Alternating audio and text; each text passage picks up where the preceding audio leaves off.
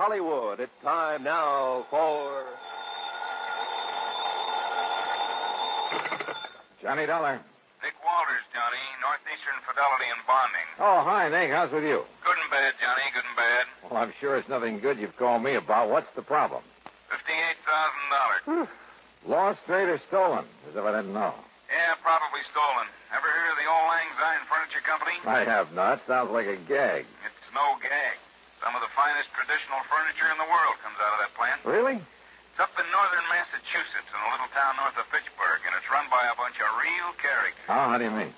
Well, I suggest that when you go up there, you wear a dark blue suit, white shirt, and black four-in-hand tie. Huh? Oh, and suspenders. Be sure you wear suspenders. Are you kidding? Why? Why don't you come over here to the office and let me tell you about it? Yeah, Nick, I think I'd better.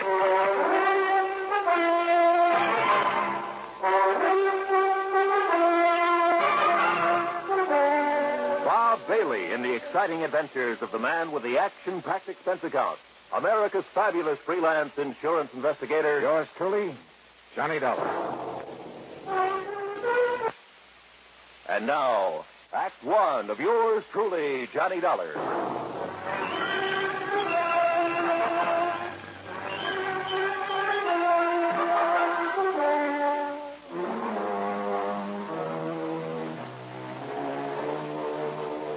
Expense account submitted by Special Investigator Johnny Dollar to the Northeastern Fidelity and Bonding Company, Home Office, Hartford, Connecticut.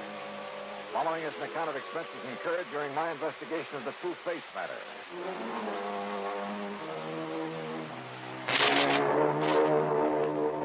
Expense account item 1, after shaving, showering, and donning the most funereal clothes I could find. Item 1, $1.10, taxi to Nick Weldon's office at Northeastern Fidelity and Bonding. Just remember what I told you, Johnny. The old Lang Syne Furniture Company is run by a bunch of characters. Yeah, that's what intrigues me. That's why I came over here. Oh, they're craftsmen, all right. The old school. May take them a couple of years to make an ordinary straight-back chair, but when it's done, it's the most beautiful thing you ever saw. And the finish they get on the pieces they turn out. Beautiful. And expensive, too, huh? Oh, sure, but worth it. Any piece of furniture they make will last 100, 500 years. Yeah, they're real honest craftsmen, the kind you don't see anymore. Uh-huh. Well, apparently somebody wasn't too honest with them. So tell me all, Nick. Johnny, it seems one of their lads has run off with some of the company money. Yeah, you mentioned $58,000. Yep. 58,433 to be exact, and those boys are exact. Well, what did the police have to say? Nothing. They were never called in. Well, why not? I told you, the place is run by a flock of real characters. Oh, brother, they must be. When did this happen? Sometime within the past 3.5 years.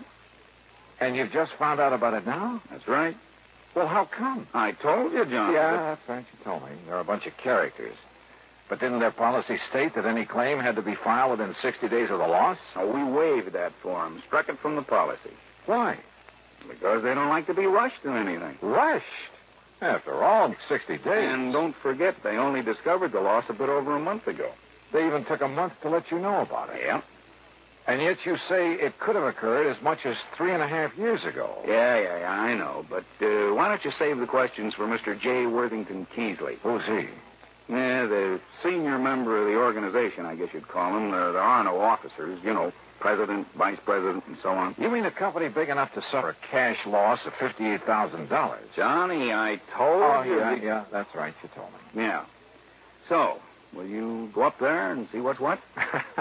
Nick, I'm going up there for just one reason, on expense account, of course. Oh, of course. And that is to take a good look at these crazy characters you've been telling me about.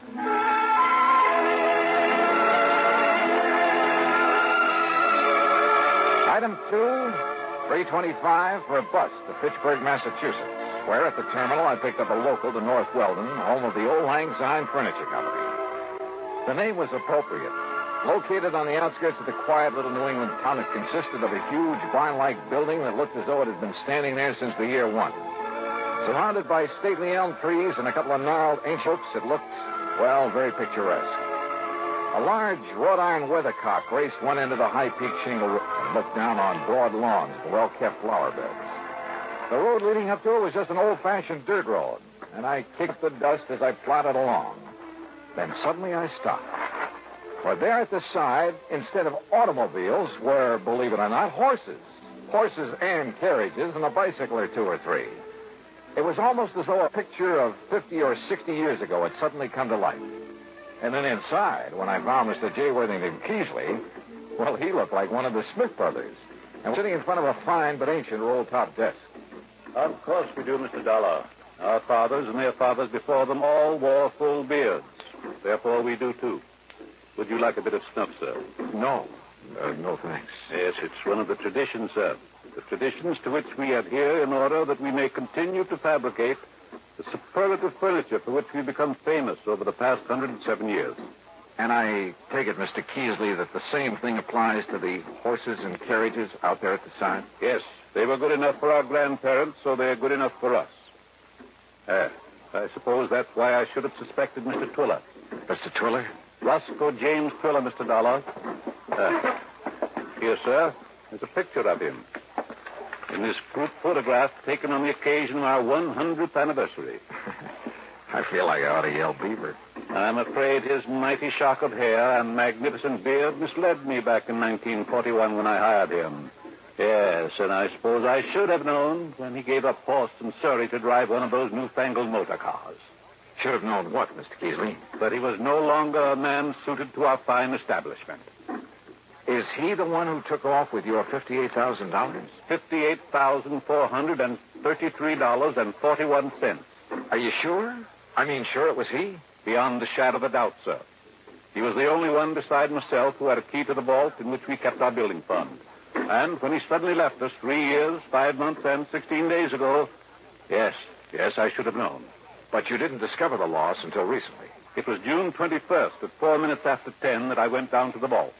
For the first time in 4 years, we had something extra to put aside. And you discovered the money was missing. The vault was empty. Except for this note. Huh? Goodbye, suckers. Horrid word. Signed Twiller. So, you see, Mr. Dollar. Yes, I do. It looks like he's our man. No question about it. And you've no idea where he might have gone? None whatsoever. Well, surely there must be some clue. None whatsoever. But you must find him. But that was 3.5 years ago. Exactly 3 years, 5 months, and 16... Yeah. So where do I start? Unless your company decides simply to reimburse us for our loss, that, Mr. Dollar, is up to you.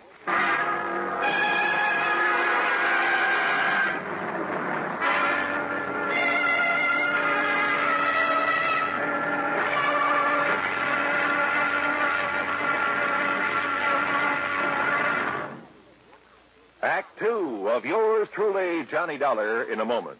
Sometimes we may wonder why a football team doesn't quit playing and walk off the field when it finds itself 50 points behind with only a few minutes of play to go.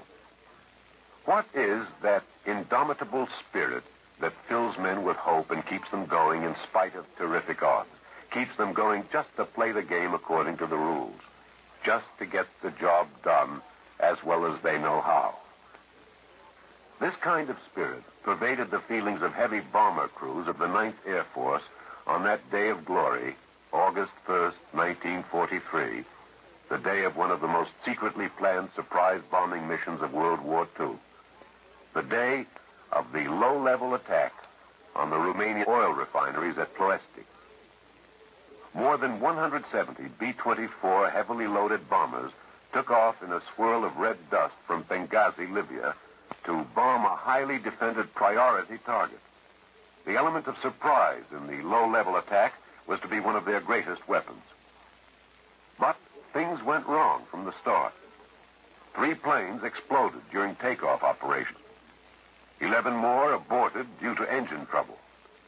Of those that reached the target area, less than 1/3 returned to home base. The leaders of the mission encountered navigation difficulties and difficulty in identifying specific targets. And due to the loss of that elemental hope, surprise, they also encountered devastating enemy firepower from flak and fighters. The mission was partially successful, but a horrifying experience. 5 medals of honor were awarded to the heroes of the Ploiești raid for valorous action above and beyond the call of duty. At any time, the men would have been justified in turning back. But they had a code of conduct that made them want to see the unequal game through to the end. It was a job that had to be done. A charge of the Light Brigade in the air as they flew down the valley of death to glory. And now, Act Two of yours truly, Johnny Dollar, and the Two-Faced Matter.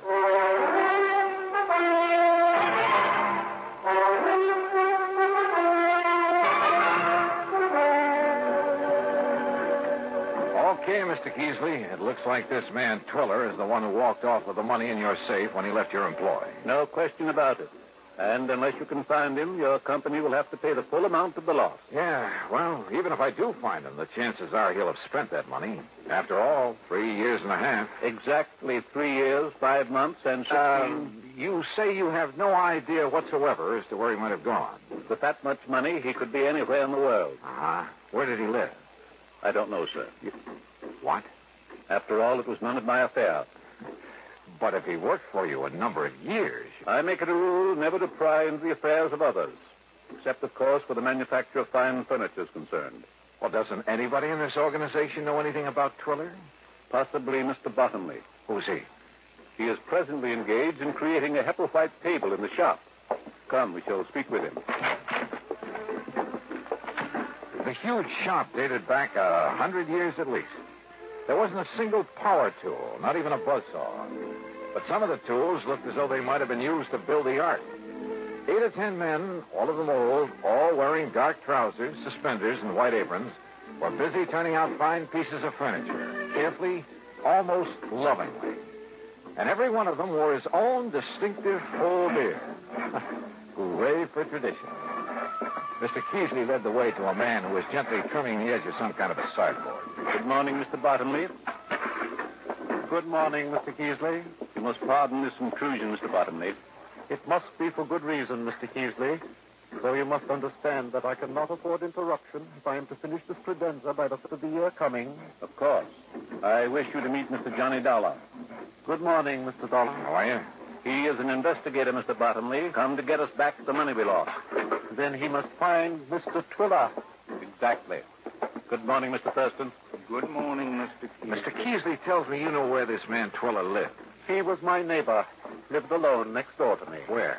And I assure you, sir, I had no idea of his designs on the company building fund. Yes, I'm sure. But now if you'll Each tell... morning he drove me to work in his carriage until he purchased that abominable motor car. Oh? I refused to ride in it, sir, and bought myself a bicycle. You did properly, Mr. Bottomley.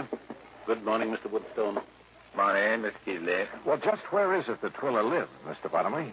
In the village of North Weldon, East North Weldon, on Peach Avenue.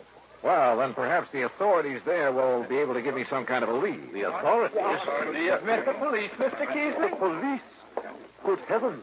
I hope not, Mr. Dollar. Surely not the police. Gentlemen, please.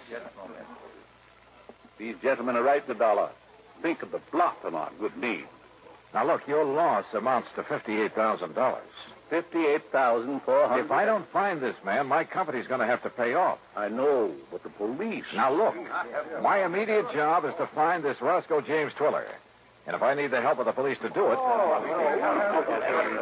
Who's the chief of police in North Weldon? Well? The mayor, Mr. Dollar. What's his name? John Kenworthy Wilkins, Mr. Dollar. Any of you know him? We do not mix with the townspeople, Mr. Dollar. We don't even go into town, Mr. Dollar. But I do have a picture of the mayor. Here, sir. Bottomley, where did you get this? He's running for re-election, Mr. Keasley. I found this poster in my carriage. Well, get rid of it, man. This is indecent. No, wait a minute. Let me see that. Terrible, disgusting. Huh? Why, it's a disgrace to have such a thing within the walls of this fine old company. Oh, no. No wonder the old boys were shocked. For His Honor the Mayor of North and East North Weldon was not only as bald as a billiard ball, but to top it off was clean shaven. Yeah, A picture like this within the walls of the Auld Lang Syne Furniture Company was real sacrilege. But I still hadn't done my job. I had to find this man Twiller or let the company pay out $58,000. How to find him? I hadn't the least idea.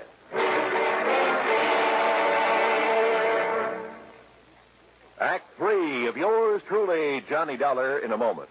Times have changed, and so has the man. During the 18th and 19th centuries, warfare with its musket fire, cavalry charges, and cannonades was a simple, direct, easily understood type of conflict.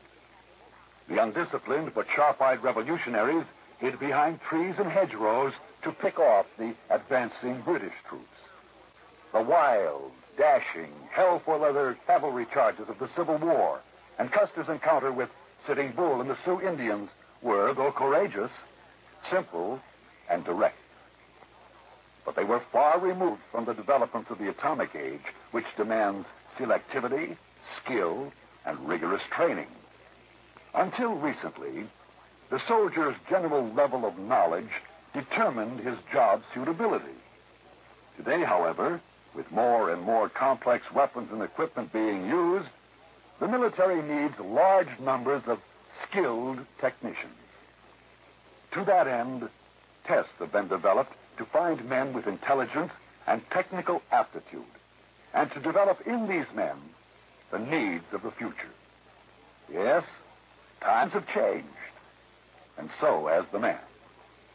And now, Act 3 of yours truly, Johnny Dollar and the Two-Faced Matter.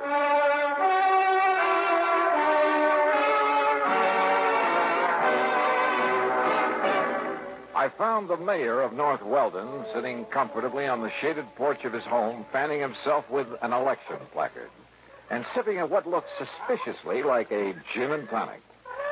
Yes, you're certain that I can't fetch you a limeade, too, Mr. Dollar? No thanks, Mayor Wilkins. Yes. Well, now, as I started to say, when I first came here, I did hear some rumor about money having been taken from the Auld Lang Syne Furniture Company. But until they lodged a complaint with me, you see, I'm also chief of police. Yes, well, from what I can see, they're pretty slow about things like that. Yeah, well, they're slow about everything. But they make magnificent furniture. Mm-hmm, I could see that. Tell me, did you know this Roscoe Twiller at all? No, gone before I came to North Weldon. Oh? Well, that was only 3.5 years ago. And I came after that. Yet you're the mayor of the town. Village, really, Mr. Dollar. But lovely place. I've liked it ever since the first time I saw it. And when the people learned of my police record, my record in police work out in Ohio, why, they insisted that I take over my present jobs for them. I see. And you have no idea where I could get a lead on this man Twiller? No, sorry. Don't the people at the furniture factory have any ideas about him? None whatsoever. You're sure? I'm sure. Yes, well, if what you've told me is true about his taking the money, he is probably far, far away. Yep, I'm afraid so. Just as far as I am from solving this case. Well, we chatted on for a few minutes, and then I left him in the hope of finding some erstwhile neighbor who might be able to give me some help. I headed across town toward Peach Avenue. And as I was about to pass the bus stop... Bang! Bang! Huh? Bang! Bang! You're dead! Oh. And another redskin bit the dust. Well, hi there, fella. Cowboy, huh? Sure, I'm a cowboy and a policeman and an artist and everything. Sure. My name's Jimmy Carter. What's yours? Johnny Dollar. Want to see some of my artistical drawings? Yeah, sure I do, Johnny. Just look at this cigarette advertisement here on the fence. Uh-huh. With my own crayons, too. That's it. How's that? Jimmy, that's the most beautiful mustache I ever saw on any girl. Sure. My teacher says I'm going to grow up and be a great artist. Oh, sure. But first I have to get a paint set. Sure you do. And see what I've done with this one. Sure, you... Jimmy. That's our mayor. Yeah. He's running for re-election. That's why he has all these signs all around. Don't you think he looks a lot better with some hair on his old bald head? And a little child shall eat it. Now I'm going to put a beard on him. See? Like some of those old men at the furniture factory. Stay with us, Jimmy. Stay with it. Ah, they're funny old men. Like this. See? Uh-huh. Only they never come in town. Never. There. Doesn't that look like one of them? There. Jimmy, that's so good, I'm going to save it. Really? Yes, sir. Thanks a lot. Gee. I sure do. I didn't know I was that good. Jimmy, you'll never know how good you are.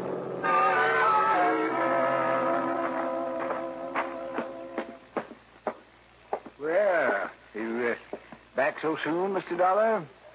Mayor Wilkins, or rather, Chief Wilkins, Yeah. I have to ask you to make an arrest. You mean you've found the man that you've been looking for? If there's any question about it, I'll make a civilian arrest. Well, I don't understand, sir. Only a few minutes ago. Only a few minutes ago, I was blind as a bat to the most obvious possibility in the world. You showed up in this town a short time after Roscoe Twiller left. Yes, that's true. Roscoe Twiller, with a heavy shock of hair and a thick beard. Well, I understand it's all men out at the old Lang Syne furniture. You, clean-shaven, completely bald. Mr. Dollar. I should have realized by the funny pink tint on the top of your noggin that you've been using some kind of hair remover. I beg your pardon, sir. Here. Look at yourself. Yes. Where'd you get that? Roscoe James Twiller, alias John Kenworthy Wilkins. Now, Mr. Dollar. And I'll bet that if I make a search of your house, I'll find the key to that vault in the furniture factory. No, I threw it away. Yeah. Do you want to make the arrest yourself, Twiller? Or shall I?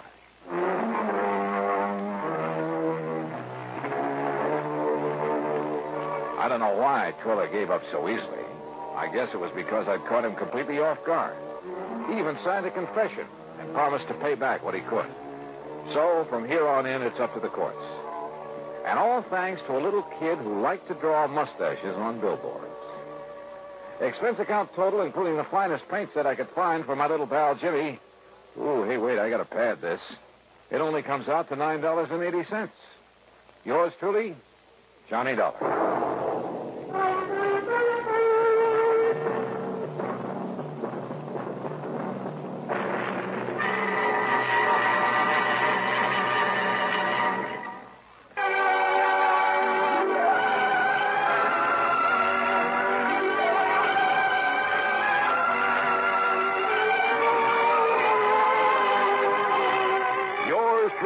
Johnny Dollar, starring Bob Bailey, originates in Hollywood and is written, produced, and directed by Jack Johnstone. Heard in our cast were Will White, Herb Vigran, Horace Lewis, Edgar Barrier, Richard Beals, Bill James, and Gus Bays. Be sure to join us, same time and station, for another exciting story of yours truly, Johnny Dollar. This is Roy Rowan speaking.